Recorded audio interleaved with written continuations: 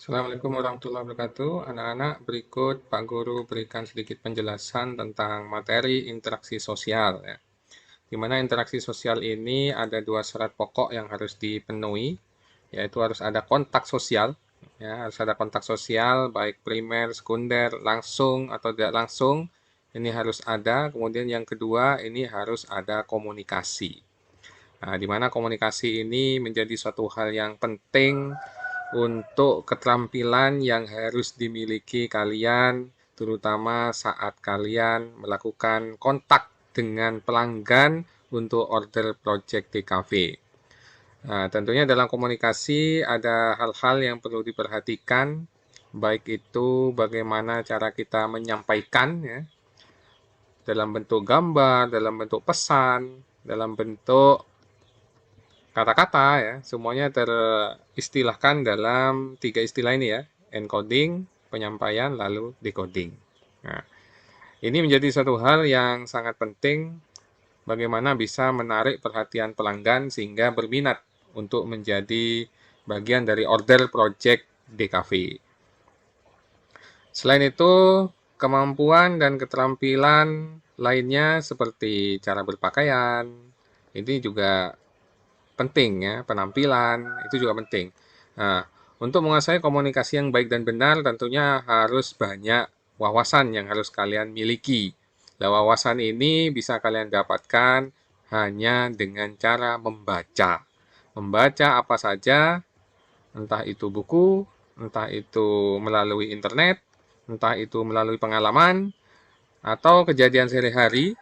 Nah, jadi membaca ini konteksnya luas, tidak sempit hanya membaca buku. Nah, konteksnya luas.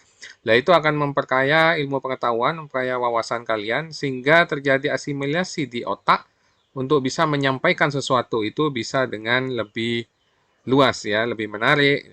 Tentunya tujuan utama nanti adalah bagaimana si komunikan atau yang diajak berbicara ini bisa tertarik dengan apa yang kita sampaikan. Nah, untuk bentuk-bentuknya, ya, faktor pembentuknya itu bisa imitasi, ya, peniruan, identifikasi, mengidentifikasi, sugesti dengan memberikan rangsangan, stimulus, motivasi. Ya, motivasi ini biasanya diberikan oleh orang yang lebih bijak, ya, lebih bijak, lebih dewasa terhadap bawahnya. Ini biasanya motivasi, seperti contoh guru ke siswa, kepala sekolah ke guru, nah, seperti itu. Simpati, nah, ini simpati ini perlu, ya, untuk kalian kuasai juga bagaimana bisa menciptakan orang bisa tertarik, ya. Kemudian ada empati. Nah, ini tidak semata perasaan kejiwaan, ya. Empati dibarengi dengan perasaan organisme tubuh yang sangat intens dalam. Ini faktor-faktor pembentuknya. Nah, untuk bentuk-bentuk dari interaksi sosial itu bisa asosiasi. Nah, asosiasi ini meliputi kerjasama, akomodasi, dan asimilasi. Ini yang diperlukan nanti ketika kalian melakukan atau mencari order untuk project DKV. Jadi kita harus melakukan kerjasama. Pak, kalau bagaimana kalau dengan mensosialisikan juga? Oh, berarti ada dua nanti, dua nilai plus, ya. Selain menjalin kerjasama, lalu kalian mensosialisasikan sesuatu yang dimiliki oleh DKV tentunya. Nah, ini ada poin plus sendiri. Nah, interaksi yang bentuk di asosiasi ini berarti lawannya. Jadi ada persaingan, kontrafeksi, ya, dan pertentangan. Ini lawan dari asosiasi tadi. Nah, ini tentunya adalah bentuk saingan-saingan dari bagian lain yang juga mencari order untuk proyek-proyek yang lain yang bidangnya sama. Ini interaksi untuk jenis-jenisnya bisa interaksi antar individu, berarti satu orang dengan satu orang, atau bisa melalui perkelompok, ya, kelompok dengan kelompok, atau kombinasi individu kelompok atau kelompok terhadap individu. Ini jenis-jenisnya. Tentunya dari interaksi sosial ini akan memberikan dampak, ya. Kalau dampaknya itu positif berupa asosiasi, maka akan dihasilkan keteraturan, ya, proses kerjasama yang ajak.